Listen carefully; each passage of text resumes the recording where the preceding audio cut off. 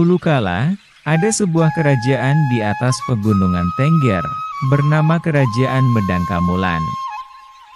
Saat itu, kerajaan dipimpin oleh Prabu Gilingwesi, yang sangat dihormati dan disegani rakyatnya.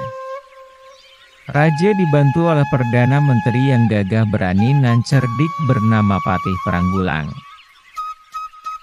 Meskipun kerajaan Medangkamulan adil dan makmur, namun Prabu Gilingwesi resah, lantaran putrinya yang cantik jelita, Putri Raden Ayu Tunjung Sekar tak mau bersuami. Kendati banyak lamaran datang kepadanya, dari para putra mahkota kerajaan-kerajaan tetangga, namun semuanya ditolak. Putri Raden Ayu Tunjung Sekar, memiliki kegemaran bermain-main di taman sekitar istana kerajaan. Ditemani para abdi kerajaan, Putri Raden Ayu Tunjung Sekar dapat seharian bermain di taman kerajaan. Suatu ketika, Putri Raden Ayu Tunjung Sekar merasa sangat mengantuk dan tertidur di ayunan taman. Para abdi kerajaan tidak berani membangunkan sang putri. Putri Raden Ayu Tunjung Sekar tidur sangat pulas. Dalam tidurnya, dia bermimpi sedang berjalan-jalan di tengah kebun yang sangat indah. Dari kejauhan, terdengar tembang seorang pangeran yang sangat merdu. Ketika sedang menikmati keindahan itu, tiba-tiba bulan purnama muncul di langit, yang bersih tanpa awan. Dia sangat terpesona melihat sinar bulan yang sangat lembut itu. Bulan itu pun turun. Makin lama makin rendah. Putri Tunjung Sekar heran, melihat peristiwa itu setelah dekat, hingga bulan itu masuk ke Putri Tunjung Sekar. Pada saat itulah, Putri Tunjung Sekar terbangun dari tidurnya. Sang putri pun bergegas meninggalkan taman yang indah itu, untuk kembali ke istana, karena takut mengingat mimpinya. Abdi istana dan pengawal, dengan terheran-heran mengikuti langkah yang buru-buru menuju istana. Di dalam kamar sang putri termenung mengingat-ingat. Apa gerangan makna dari mimpinya? Seiring berjalannya waktu, sang putri mulai melupakan mimpinya. Ia kembali menjalankan kegemarannya berjalan-jalan di istana. Suatu ketika sang putri merasa pusing dan muntah-muntah hebat lantas jatuh pingsan. Abdi istana membawa sang putri ke istana, raja sangat cemas memanggil tabib istana. Beberapa saat memeriksa kondisi sang putri, dengan perasaan antara gembira dan takut, sang tabib setengah berbisik memberitahukan kepada raja, putri sekarang sedang hamil. Kejadian ini, tentu saja membuat Prabu Gilingwesi merasa terpukul dan murka. Dia tidak percaya, jika kehamilan putrinya itu diakibatkan karena mimpi.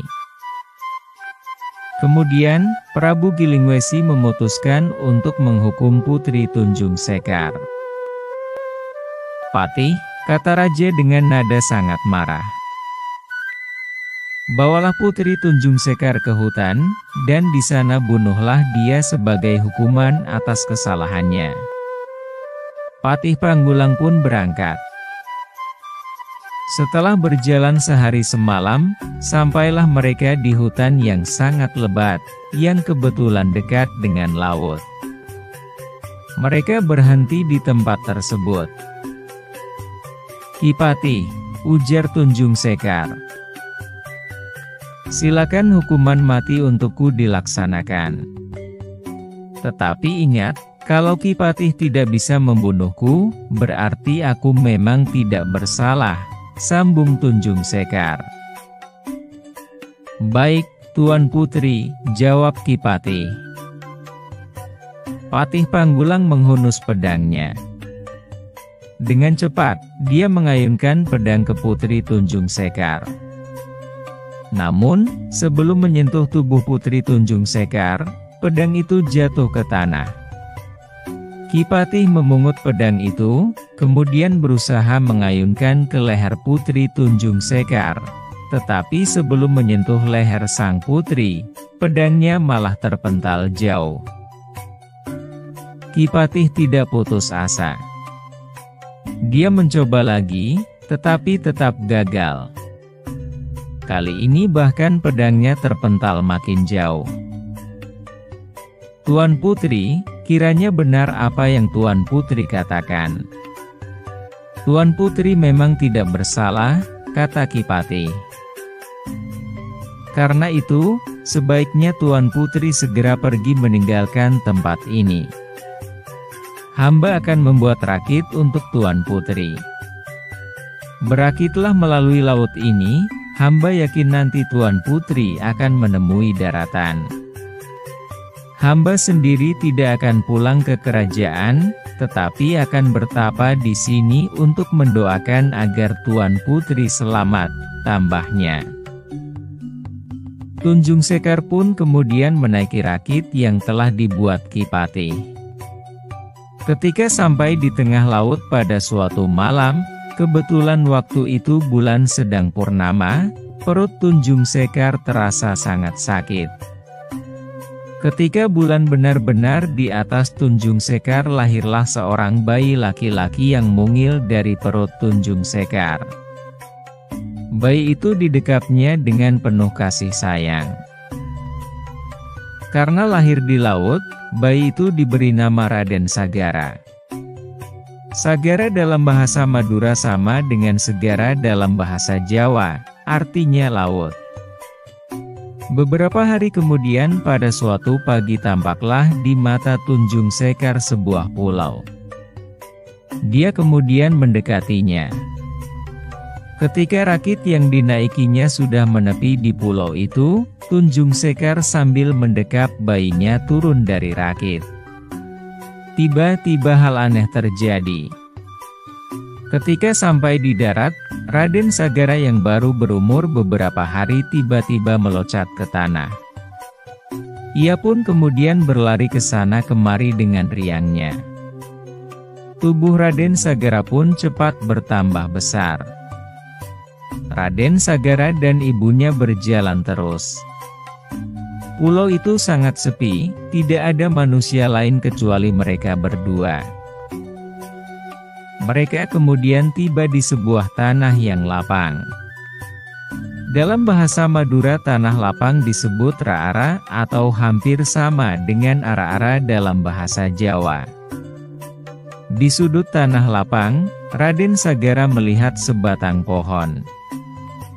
Dia mendekati pohon itu. Di dahan paling rendah ada sarang lebah yang cukup besar. Ketika Raden Sagara mendekat, lebah-lebah bertebangan menjauh, seolah-olah mempersilahkan Raden Sagara untuk mengambil madunya. Kemudian Raden Sagara pun dapat menikmati madu bersama ibunya sepuas-puasnya. Karena mereka menemukan madu di tanah lapang yang luas, tempat itu kemudian diberi nama Madura, yaitu berasal dari kata madu era, ara, artinya madu di tanah yang lapang. Raden Sagara pun kemudian hidup bersama ibunya, dan kelak di kemudian hari, ia menjadi raja memerintah Pulau Madura.